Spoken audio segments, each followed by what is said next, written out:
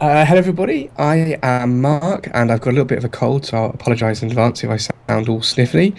And here's Chris. Say hello, Chris. Hello. This is the Alpha 6 video for Prison Architect coming at you in January. We just managed to get it out in January. We know there's been a little bit of a delay, but Christmas came along, and Chris actually had a bit of a holiday this year, which is unusual for him. So anyway, exciting times, mate. Yeah, very exciting times. Big changes. Well, hopefully big changes anyway. Have you broken it all? I've probably have broken the game quite heavily, so we have to prepare ourselves for that. Okay. I think the first thing that I will show is me turning off the fog of war just so I can demonstrate things. You will notice in our test prison that some of our prisoners are different colours to each other. Oh, yes, they Right? are. Now, Yeah. what this is for the first time ever, we now have categories of prisoner. Right? Yes. We have the guys in red jumpsuits. These are maximum security prisoners, high risk, very dangerous. The guys in orange, these are the guys that used to exist. These are just the normal Gen Pop. Gen Pop, yeah. Gen Pop, yeah. And then the grey guys, you'll notice, these guys that look a little bit wimpier. These are the minimum security. I don't mean to create a backlash, but he looks a bit like Jesus. Yeah, interesting. Oh, Oh, sorry about that. So, what was I saying? I was talking about these three different categories of prisoner, wasn't I? So these guys have got different criminal histories behind them, right? So if I click on one of these prisoners now, like say this guy, Simon Cardwell, right? You can see that he is serving 15 years for armed robbery, right? 15 years. Yeah, that's a hard sentence. He's served Dirty 5.6 years so far. Yeah, And you can just tell as well that there's a red section to his sentence and a blue section, and the blue section is his parole period. So it means he's eligible for parole. yeah, exactly. So within a couple of years, he's going to be eligible for parole if he's been a good boy, basically in prison. And hang on, had he already served 24 years? So yes, this is a previous conviction for armed robbery, right? Funny enough, right? He didn't learn his lesson. 24 years wasn't long enough. He served 24 years already. He's 53 years old. This guy. He's basically a serial armed robber.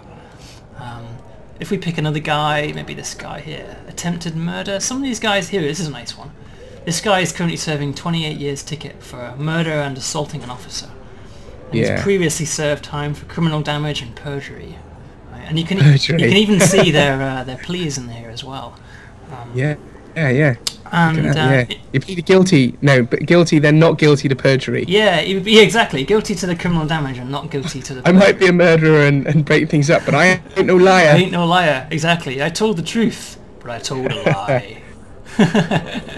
Yeah, so what you'll tend to find, of course, is that the minimum security guys, right, these guys tend to have a lower class of crime. Right? So this guy, money laundering and blackmail, right? Oh, that's still 17 years. years. Yeah, well, they add up in these cases, or bribery, or forgery, or blackmail. You know, they're no less severe crimes. So this guy, for example, pickpocketing, you can see he's got a history: drunken, disorderly behaviour, bribery, forgery. They're just less dangerous crimes. You know, it means that they're less likely to kick off. They tend to be not crimes against the person. Yeah, exactly. Crimes against the person are what gets you the really big times. So these huge guys here, for example, they're always in for murders and robberies. And it's not a random selection of crimes, right? It's actually based on a set of internal traits that each prisoner has, right? So whether they're violent or not, whether they're a very dangerous individual, whether they're destructive, whether they're an arsonist, they're kind of internal settings in the prisoners now. Is there an arsonist flag? Yeah, am I an arsonist? Not 0 or 1. Not so directly, but it's more like whether they have a trait for being into that sort of thing, like whether they're likely to be highly destructive or whether they're willing to risk life. Sure. So, and that's why so their criminal histories tend to reflect that. You know, it's not just a randomly chosen set. And it's important to mention that their category is actually just an estimate, right? They arrive at your prison. This guy's been convicted of attempted murder and got 17 years, but he pleaded not guilty, right? So you can't actually be certain. A certain fraction of crimes they're not actually guilty of. It's a miscarriage of justice. So you can't be certain from this that he is actually a highly dangerous maximum security prisoner. You just think it's likely because that's his conviction. But you may find over time that he doesn't actually ever get into any fights or anything like that, and ultimately end up deciding that he's not necessarily that dangerous.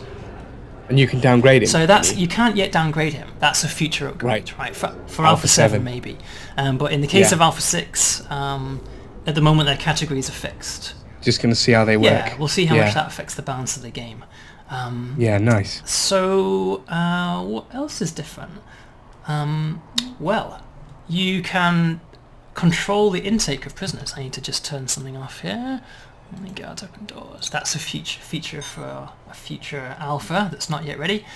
You can. I got an email from someone asking whether or not cheat modes in the alpha in the release builds. They're not, are not they? In the alpha. No. And I actually ran a poll on it on the forums and said, would you rather have new features in the game or would you rather have cheat codes and debug menus? And the overwhelming answer was new game features.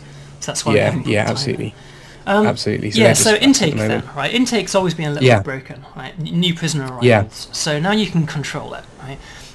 You can go to reports and you can go to prisoners, and you'll see here's our categories of prisoners now: low risk, normal, and high. And you'll see that we have settings here for whether we're willing to receive that type of prisoner, right? Okay. So I can say I can be closed on all three types, right? You don't get any prisoners. So it says up here, prisoner intake. It's in the top left. Your prison is closed to new inmates, so we won't actually receive any new prisoners now until I change that. And when you hover over them, it says fire. Oh yeah, that's because it's I've got cheat code. Is that your new execution you can't actually mode? Fire prisoners in the game. That's because it's a cheat code. Right, he wasn't listening to that. And you can say, I only want high risk prisoners, for example. So now I'll get 10 prisoners tomorrow, and they will all be maximum security if I have that setting. And do you get paid more for them? Currently you get the same amount for every prisoner, but that's an obvious thing that will be changing in the future. It's a balance thing. It's like at the moment I think I've totally broken the balance of the game because I don't know how many maximum security prisoners you should have, and I don't really know how violent they're going to be. I mean, generally speaking, the maximum security prisoners, the guys with all these extra traits, they're much more violent, they're much more dangerous. If they get into fights, they don't stop fighting until one of them's dead, basically. It's really terrible. Right. The minimum security guys, they tend to give up much earlier in the fight. And also a lot less likely to cause trouble. They're a lot less likely to smash up their cell or start a fight or anything like that. So it's actually their internal traits that affect that behaviour rather than their category. Right. If that makes sense. Right. What else can we do? I've adjusted the deployment screen.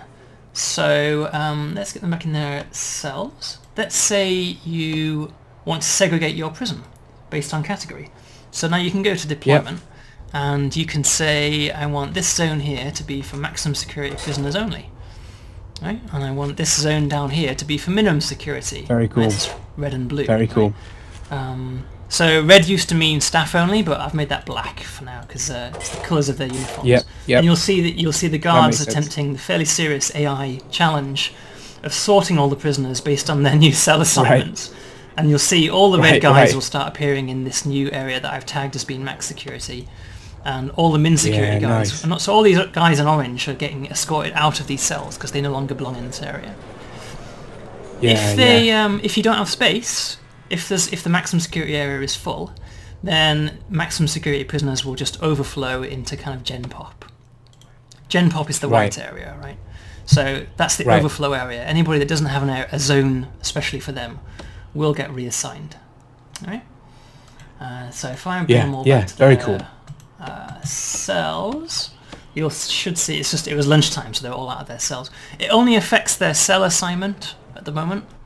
So you can't colour in the canteen and say this is a maximum security canteen. That doesn't currently work. Right. It only affects where they actually sleep at night. Oh bloody hell. That is pretty much all of our new features for the game. No, that's good. That's good. That's very good.